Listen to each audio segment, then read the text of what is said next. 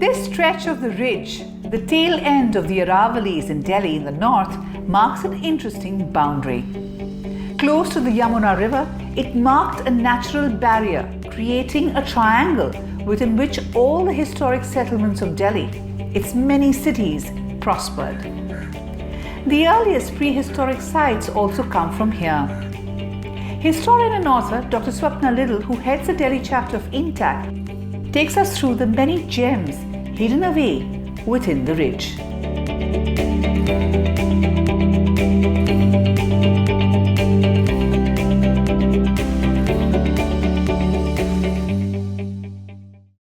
For me, the ridge is of interest in the history of Delhi because it's kind of overlooked the city.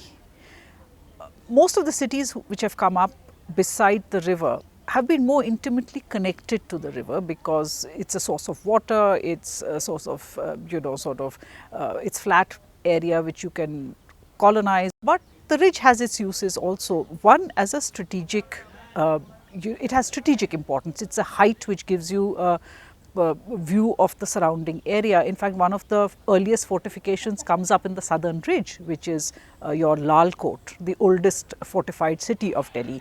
That's also on the ridge for the very same reason.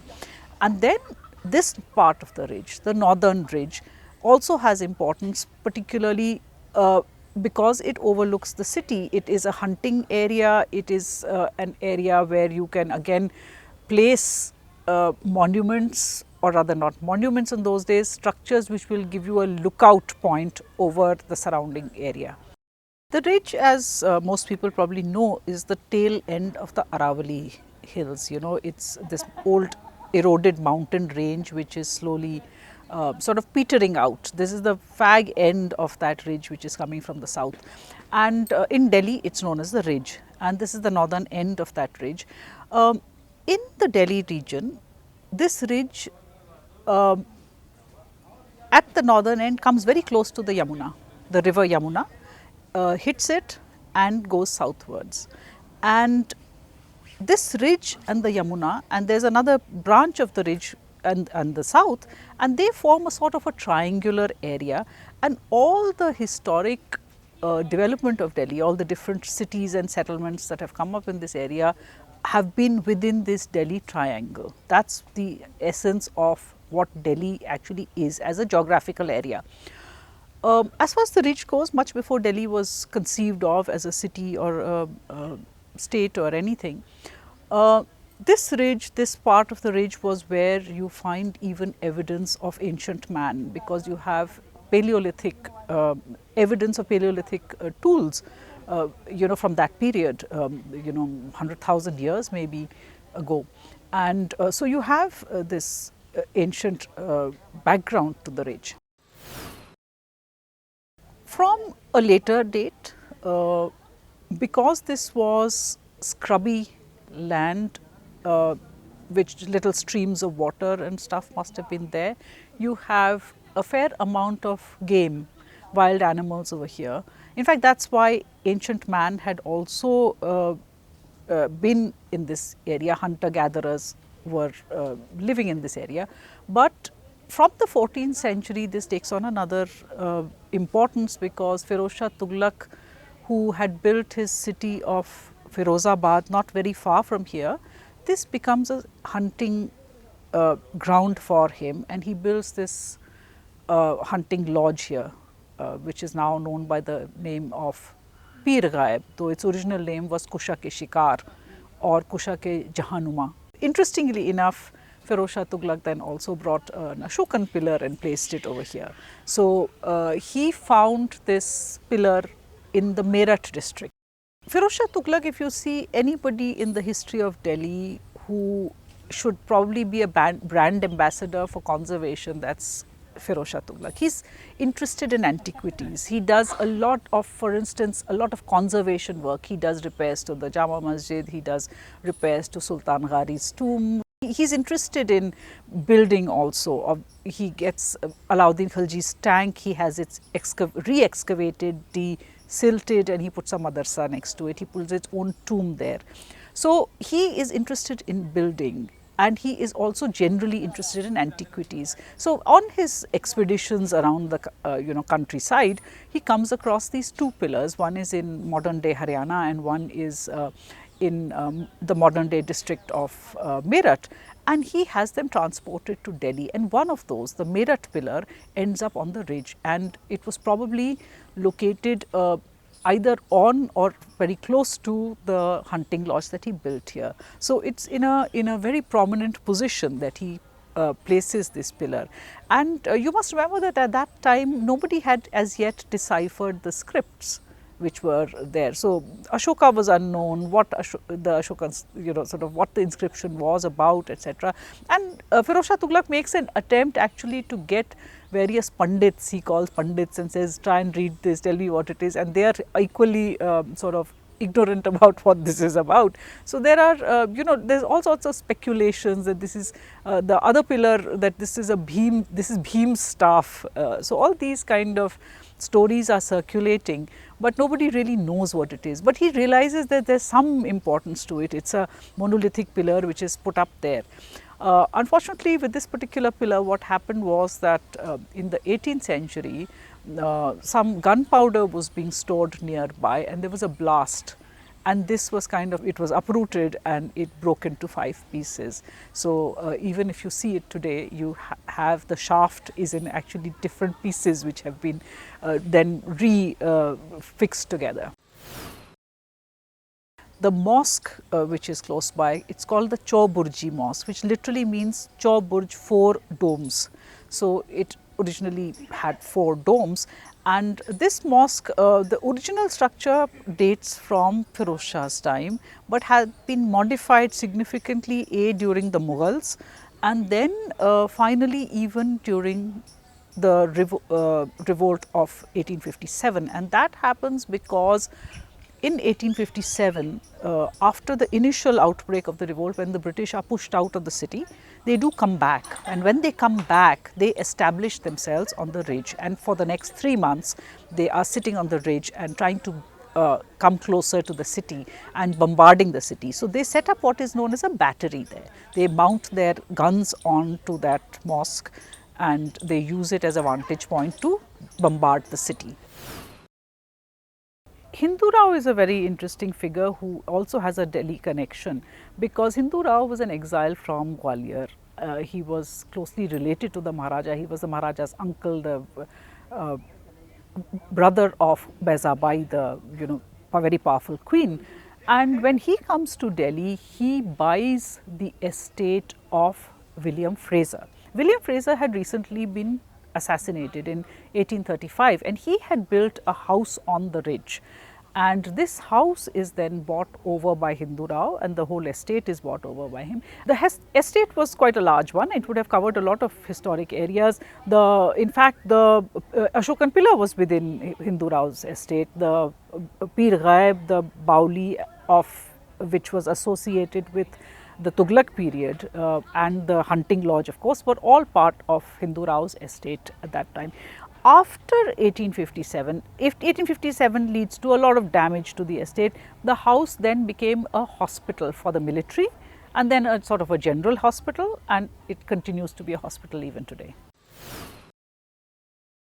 When the British first came to Delhi, this was the part of the ridge which was closest to them, because they were established in Shahjahanabad, and particularly if you look at the Kashmiri Gate area where they have their work and living spaces, this is not very far from there, and very soon they make a cantonment in this area, and they build a flagstaff here, which is to give them a sort of view around.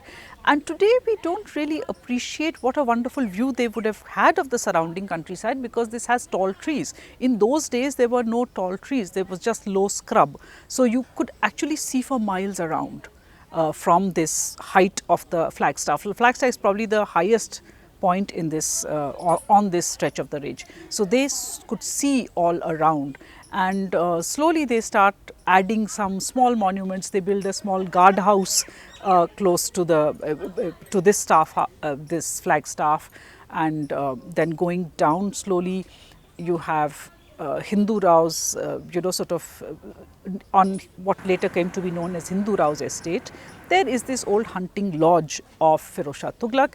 And interestingly enough, they use this old hunting lodge, which is also again on a height, for the trigonometrical survey as one of the points, one of the observation points of the trigonometrical survey.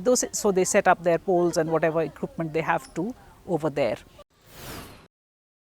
And then 1857 happens, the outbreak of the revolt, and you have it breaks out in the Kashmiri Gate area.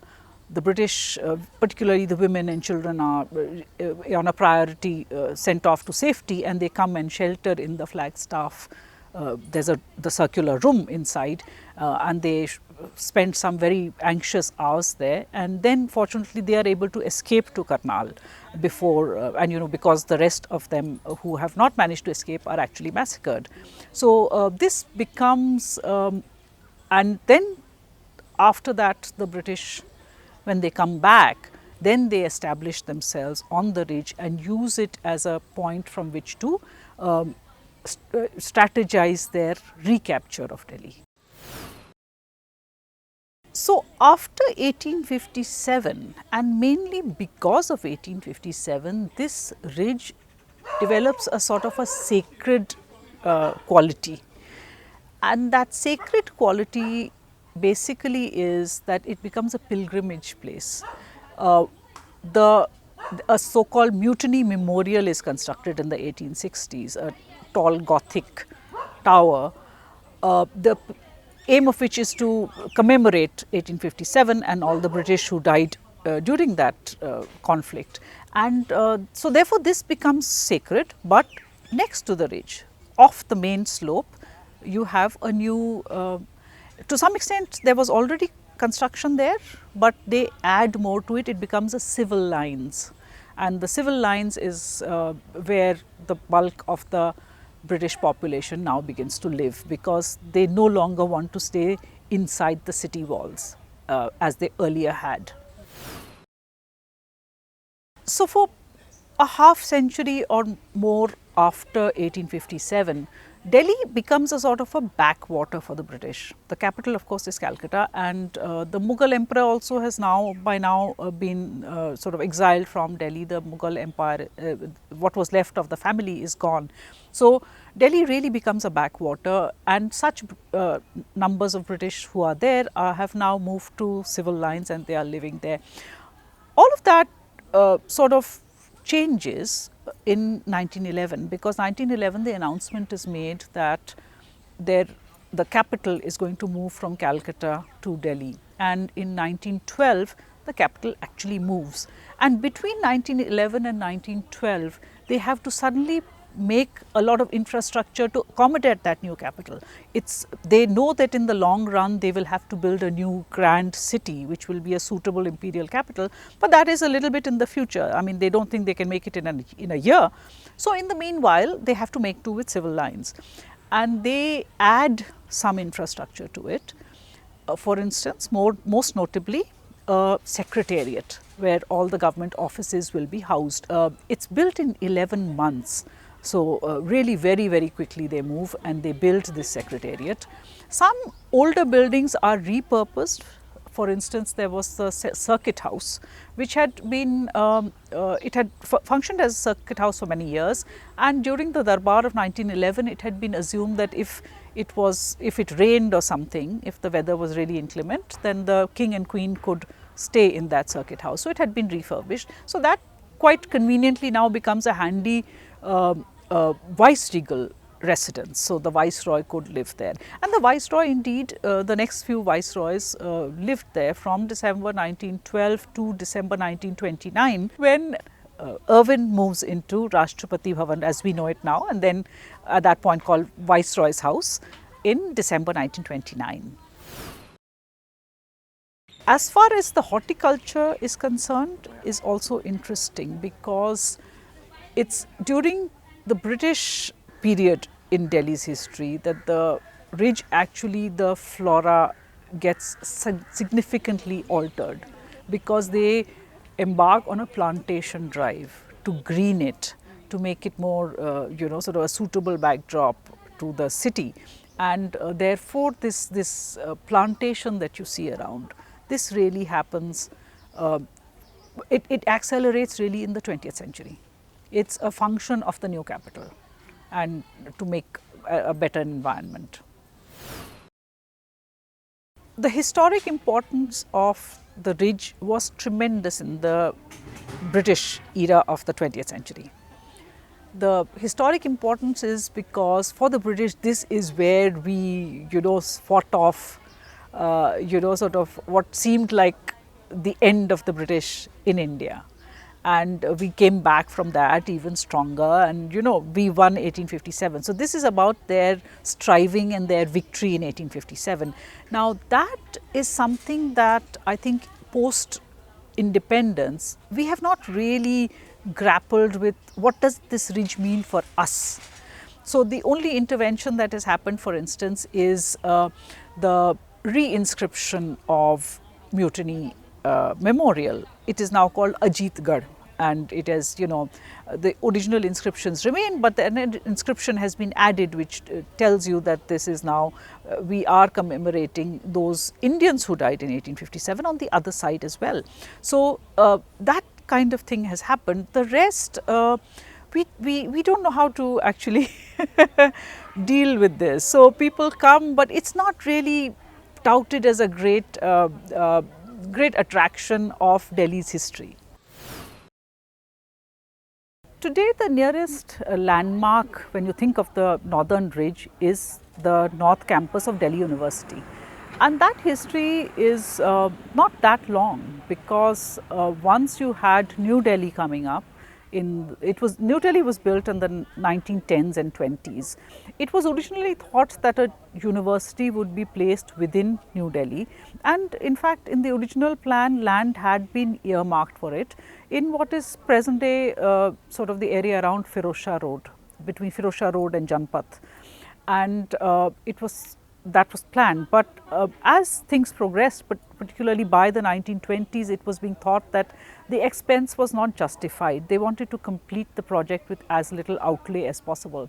So it was thought that space would be found for the Delhi University somewhere else. And at that point, you really had just a handful of colleges and the proposed university. So when the university does get established, it is in buildings that have just been vacated by the capital. So you have the secretariat buildings. Now, most of the government departments had moved from the old secretariat into the new secretariat by 1925-26. Even before the building was completely made, completely finished. And I'm talking about the secretariats which we call now North Block and South Block in New Delhi. By the time the departments had started to move by 25-26, so the secretariat had become free. So part of that was used for the university functions. And then when the Viceroy also moved in 1929, that building became available, and that started being used for the university. And therefore, as a logical progression, then when the colleges also moved to this location, their new buildings were built in this area and it became a campus.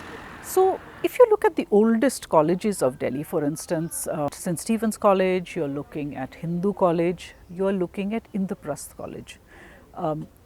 They all have their start in Old Delhi. So St. Stephen's and Hindu are close to Kinari Bazaar, and Indraprastha starts from near Jama Masjid.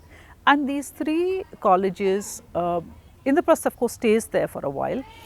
Hindu College and St. Stephen's built new buildings near Kashmiri Gate. And then finally in the 30s, they moved to the new campus of the northern campus near the ridge. And Indraprastha College also moved closer to the North Campus, and it is allotted a special, which was a pre-existing building. This Mutiny Memorial really does explain why the ridge is rarely given its due in the study of Delhi's history. It marks a difficult chapter, yet a formative one, as a new city rose. Today, it is only fitting that it is from here that the government of Delhi still operates. After all, the ridge is so intrinsically connected with the story of India's capital.